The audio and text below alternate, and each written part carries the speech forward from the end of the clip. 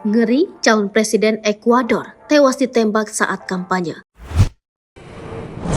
Calon presiden Ekuador Fernando Villavicencio tewas usai melakukan kampanye pemilihan umum di wilayah utara negeri itu.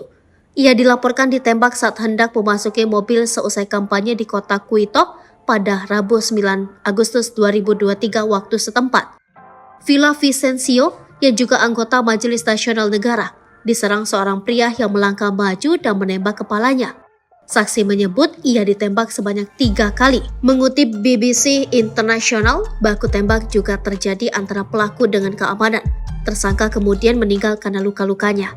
Kejadian ini terjadi di tengah pemberitaan bahwa sejumlah orang bersenjata menyerang kantor partai Villavicencio, Movimiento Construye.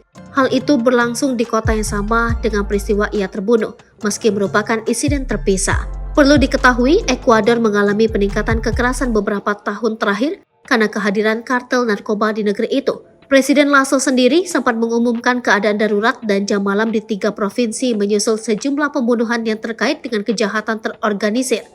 Ini pun telah menjadi isu utama dan jejak pendapat Villavicencio. Ia bahkan menyuarakan penundaan kampanye karena kekerasan politik meningkat, termasuk pembunuhan wali kota Manta pada bulan Juli. Menurut jejak pendapat, dukungan Villavicencio mencapai 7,5%.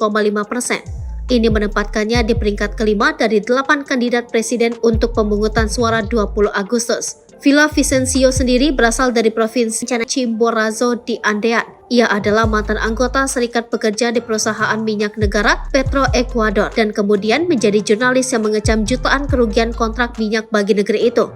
Pemungutan suara Pilpres Ekuador rencananya berlangsung 20 Agustus. Belum diketahui bagaimana nasib Pilpres dengan kejadian ini.